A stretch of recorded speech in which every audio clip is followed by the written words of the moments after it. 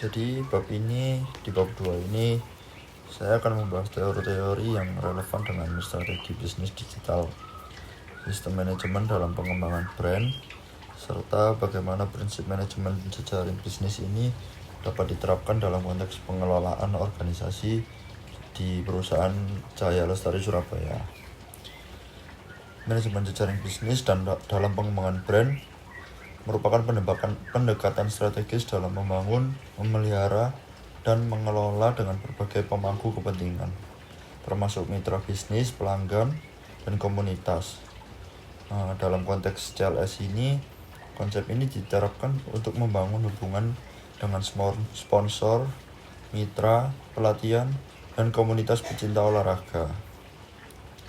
Menurut teori manajemen jejaring bisnis, terdapat beberapa elemen penting yang perlu diperhatikan dalam pengelolaan hubungan antar organisasi. Yang pertama itu ada kepercayaan dan komitmen. Dalam menjalin kemitraan dengan pihak eksternal seperti sponsor atau mitra pelatihan, CLS harus membangun kepercayaan melalui transparansi dalam pengelolaan data dan komitmen terhadap kesepakatan. Yang kedua, struktur jaringan. Cahaya Lestari itu perlu mengidentifikasi pihak-pihak yang memiliki pengaruh besar dalam jaringan bisnisnya, seperti pemilik fasilitas olahraga, sponsor, serta komunitas dan penggemar-penggemarnya. Yang ketiga, kolaborasi dan sinergi. Kolaborasi yang baik dengan mitra dapat menciptakan nilai tambah yang lebih besar, misalnya dengan mengadakan event bersama atau membuat konten digital yang melibatkan atlet atau influencer basket.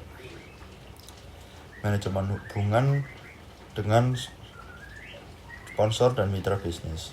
Dalam konteks ini, manajemen jejaring bisnis menjaga hubungan dengan sponsor dan mitra itu merupakan bagian yang sangat penting untuk memastikan kelangsungan operasional dan perkembangan Cahaya Lestari Surabaya.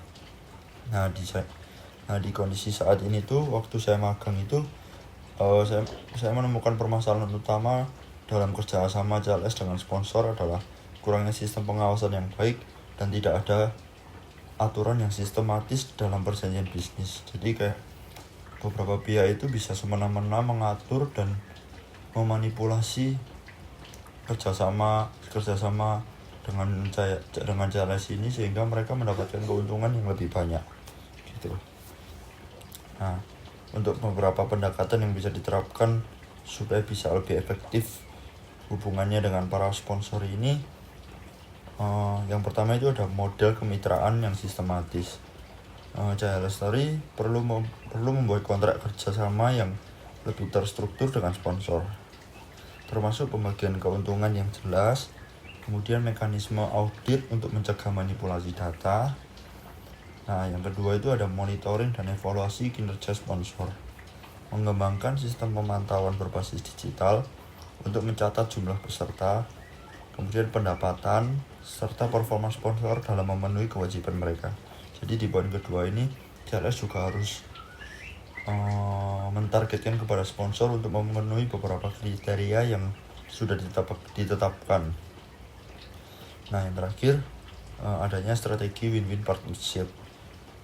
partnership, menciptakan nilai tambah bagi sponsor dengan memberikan exposure lebih luas melalui media sosial, misalnya dengan membuat konten khusus yang menampilkan logo sponsor atau testimonial terkait kerjasama mereka dengan CLS. Jadi untuk bab 2 itu sementara ini hanya sebagian draft saja, mungkin ada beberapa bagian yang bisa ditambahkan. Sekian, terima kasih.